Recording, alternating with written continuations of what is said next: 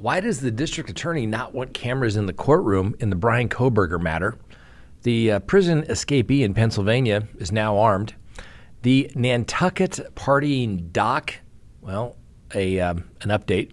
And then our dumb criminal of the day. Let's talk about it.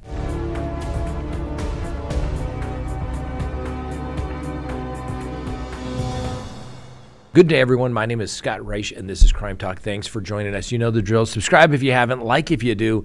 Leave me a comment and hit that little bell for notifications. And remember, you can listen to us anytime on any of your favorite podcasting apps. Now, tonight is Tuesday, so please remember to join us at 6 p.m. Mountain Time. We will go live on all of our different avenues so that you can get our show. And since Google, YouTube, whatever you want to call it, likes to shadow ban us because apparently we mentioned, a significant day that took place in September, some 22 years ago. And haven't had that few of views on a video since maybe we first started. Only thing that we can chalk it up to is that day in September that we talked about back in, 20 some odd years ago. Because we put up a short about it as well. And guess what? That one also was basically banned. What is going on over there at YouTube? I don't know. I'm starting to think maybe they just hate America. Is that it? I'm not sure. So we'll talk about that and a lot of other stuff tonight. So please join us. And immediately following our live show, we will do our Patreon show where we will be able to let you all call in and ask any questions you would like to discuss. As a pet owner, you want to give your furry friend the very best. That's why Baked in Colorado's CBD-infused dog treats are the perfect choice. These delicious treats not only taste great, but they also provide a wide range of health benefits for your pet. CBD has been shown to have many positive effects on dogs, including reducing anxiety, alleviating pain and inflammation, and improving overall wellness. Baked in Colorado's treats are infused with premium, full-spectrum CBD oil, meaning your pet will benefit from the whole plant extract. Not only that, but Baked in Colorado's treats are made with all-natural human-grade ingredients, so you can feel good about what you're giving your pet. They're also free from wheat, corn, and soy, making them a great option for dogs with food sensitivities. Baked in Colorado's CBD-infused dog treats are the perfect way to support your pet's health and well-being. With various flavors, including peanut butter, pumpkin, and bacon, your dog will love them too. So why wait? Head to www.bakedincolorado.com today and order your dog a bag of these delicious and nutritious treats. Your pet will thank you for it. All right, so let's go ahead and open the record for September 15th of 2023. And first on the docket, why do the prosecutors in the Bryan Kohberger case not want cameras in the courtroom? We know the defense attorneys don't want cameras in the courtroom because it's going to affect Bryan Kohberger's right to a fair trial. I'm not sure why that's going to happen because there's been lots of cases where they've been televised where the defendant has been found not guilty. Well, now the prosecutors, so now lawyers on both sides of the sometime upcoming trial of Bryan Kohberger, don't want cameras in the courtroom, and the prosecutor actually wants the court to restrict those cameras. So as you may recall, back in late August, Bryan Kohberger's defense team asked the judge to bar cameras from the courtroom, claiming that the coverage would violate his constitutional rights. Anyway, now the prosecuting attorney, Bill Thompson, has responded, and he is citing concerns about having media in the courtroom during the trial and requested the judge at least remove cameras during the testimony of a number of young and vulnerable witnesses. Now, some of these witnesses are more than likely include the two surviving Idaho housemates of the college students who lived with the three of the four victims who were brutally murdered back in November. In addition to, and at least partially as a result of the substantial traditional and social media coverage, certain witnesses have already been subjected to threats and harassment, including physical intrusion directed at not only the witnesses and other university co-eds, but their extended families, the prosecutor noted. Now, I find that hard to believe. These people are witnesses in a criminal case. It's not like it's some gang case where they're saying, you better not show up, or if you know what's good for you and your family. Somehow I don't see that taking place. Calling me skeptical that witnesses, that basically have been, for lack of a better term, not identified, at least in great amounts, are somehow being threatened. What are they being threatened to do? Don't show up? Bryan Kohberger's innocent? Really? How about you tell the truth and the world gets to see the evidence presented? I've said this before and I will say it again. I think all courtrooms should have cameras in them so the world can see what takes place in our judicial system. It will instill trust and confidence, and where it screws up, people will know that it's screwed up. Frankly, I think it makes people better attorneys when they are being televised because they know they're being televised and they actually will do a better job. Or maybe things aren't exactly as they appear to be in the press, and maybe somebody doesn't want to see any weaknesses to their particular case. The prosecution, as an elected official, should say, come see what we do, come see how good we are, and hey, criminals, if you commit crimes in Idaho, you'll be prosecuted to the full extent of the law, and that's it. It's a public courtroom.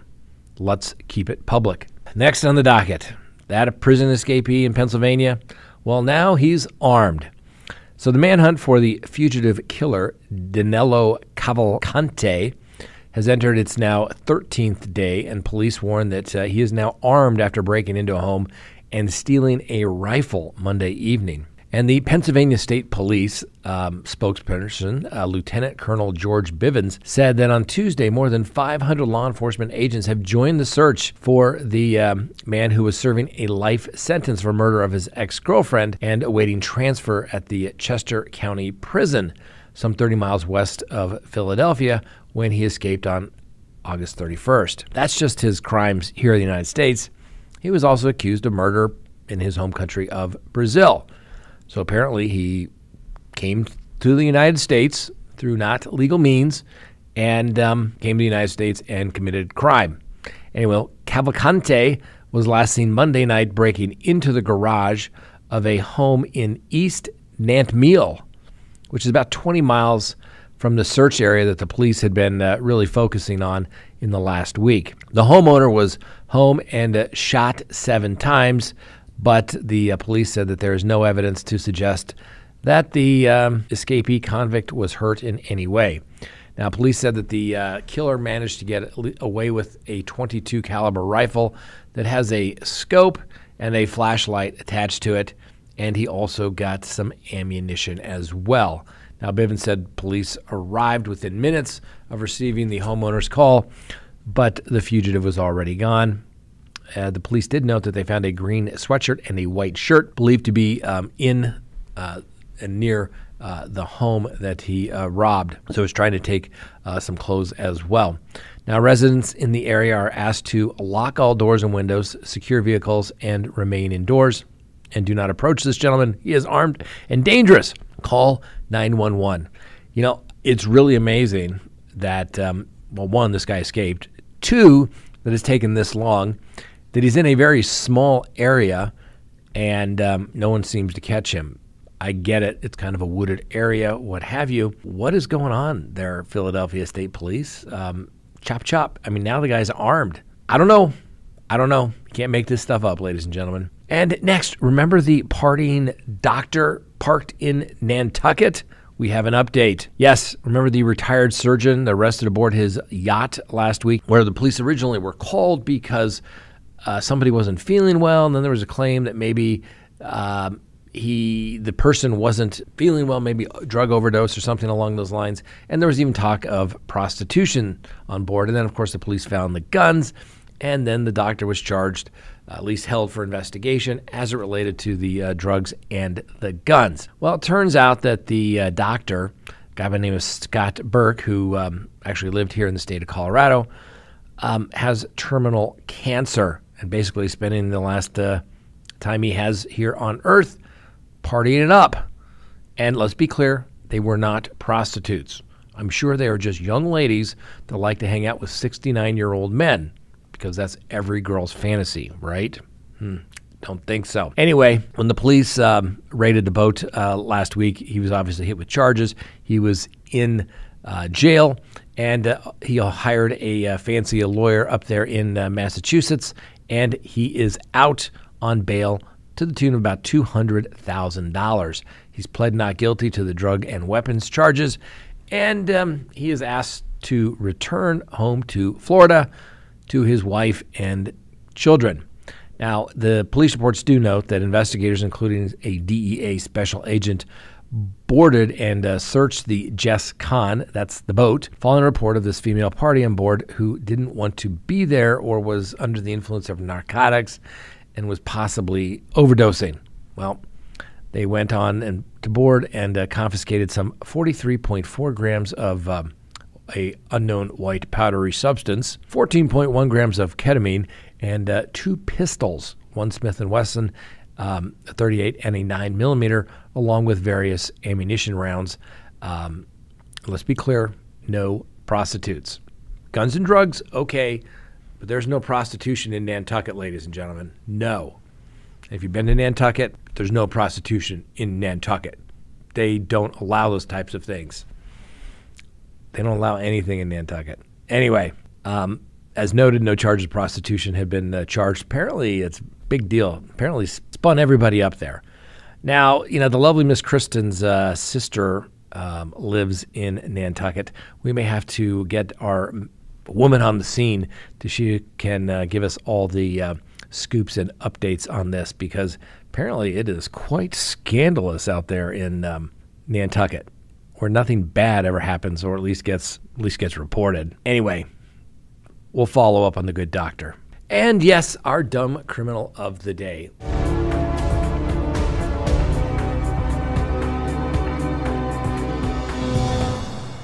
You can't make this stuff up, ladies and gentlemen.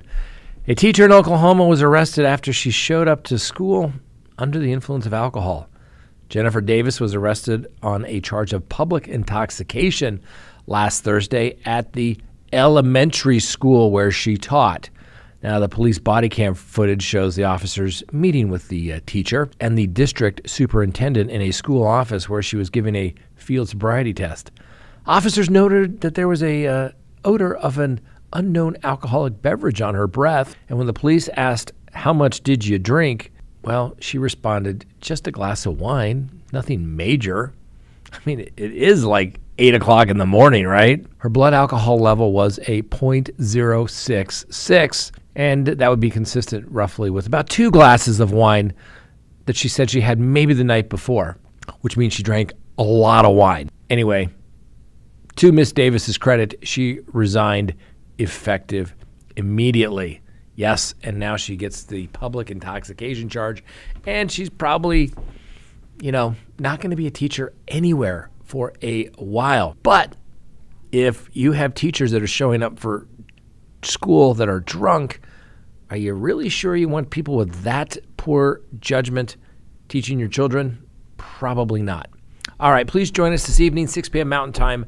We're going live. Please join us.